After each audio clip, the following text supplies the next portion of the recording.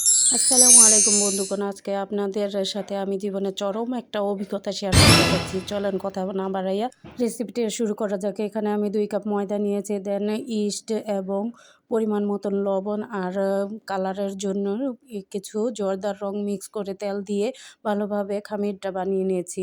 এরপরে আমি হালকা কুসুম গরম পানিতে ডোটা বানিয়ে নিয়েছি।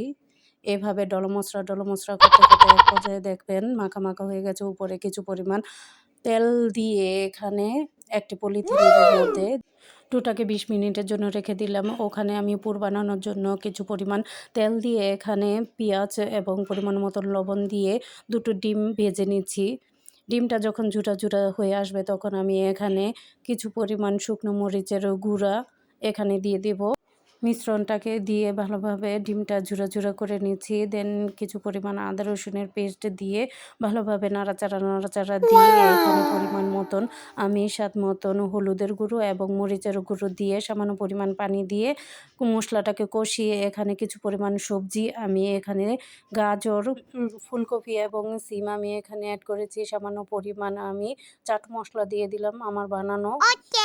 এগুলো ভালোভাবে দিয়ে পরিমাণ মতন পানি দিয়ে যাতে হালকা সিদ্ধ হয়ে আসে, বেশি কাঁচাও না বেশি সিদ্ধ হয়ে না যায়। এদিকে আমি ডোটাকে 20 মিনিট পরে দেখুন কতটা চমৎকার হয়ে গেছে। ভালোভাবে মাখাচাকা করে একদম ডলা মসরা করে ভালোভাবে বেলুনের সাহায্যে এটাকে খামিরের মতো সুন্দর করে একটা লম্বা শেপ দিয়ে নিয়েছি যাতে আমি লিচি কেটে নিতে পারি। দেন একটি চাকুর সাহায্যে আমি এগুলো সমান করে লিচি কেটে নিচ্ছি। এরকম রুটির মতো লিচিটা কেটে আমি রুটির মতো 6-7টা রুটি একে একে বেলে নিচ্ছি। যা জীবনের চরম একটি বাস্তব। আমি কখনোই ইউটিউব দেখে টেস্ট করিনি। এক আপুর ভিডিও দেখে এই রেসিপিটা ট্রাই করতে গিয়েছিলাম। বাকিটা ইতিহাস, আপনারা নিজেরাই দেখুন কি অবস্থা। তারপরও দেখা যাক। এখানে 6-7টা রুটি আমি একসাথে বেলে নিয়েছি। এখানে পরিমাণ মতন ঘি আর সয়াবিন তেল আর ময়দা আমি এখানে দিয়ে দিলাম। রুটিগুলো আপনারা চাইলে আটা দিয়েও করতে পারেন। একে একে আমি এই মিশ্রণটা উপরে দিয়ে ভালোভাবে একটার পর একটা রুটি দিচ্ছি আর মিশ্রণটা দিয়ে দিচ্ছি।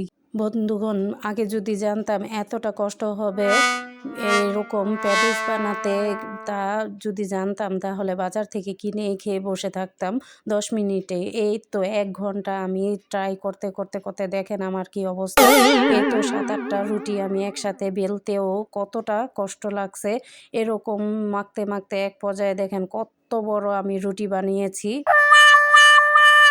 এরকম বড় শেপ দিয়ে রুটিটা ভালোভাবে ভাজে দিয়ে নিয়েছি। দেখেন ভাজের অবস্থাটা এরকম করেই দেখেছি আপুটাকে দিয়েছে।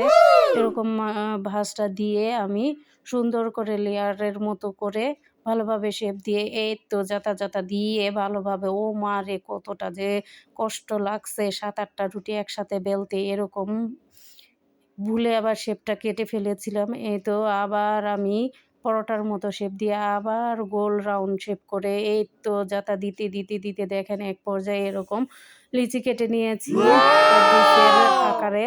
এরকম দিয়ে আমি সবগুলা প্যাডিক্স বানানো হয়ে গেলে আমি তেল গরম করতে দিয়েছি আরেক চুলায়। চলুন ভাজাভাজি করে দেখিয়ে দেই। এই তো আপুটাকে দেখেছি তেলের মধ্যে দিয়ে কি সুন্দর, তারটা জানি না সে কি ডিপ ফ্রিজেরটাই রেখেছে, বানানোটাই না নিজে বানিয়েছে জানি না। আমি বহুত চেষ্টা করে বাজারের মতো লেয়ার করতে পারলাম না, ব্যর্থ। বাজারের মতো লেয়ার না হলে কি হবে, আমার পরিবারের সবাই তো খুবই প্রশংসা করেছে। আমি বাজারের মতো বেশি লেয়ারের প্যাটিস না হলেও স্বাদ নাকি খুবই চমৎকার হয়েছে। যাক, রেসিপিটা আপনারা ট্রাই করতে পারেন, এটা স্বাদ নাকি খুবই চমৎকার। সবাই ভালো থাকবেন, আল্লাহ হাফেজ।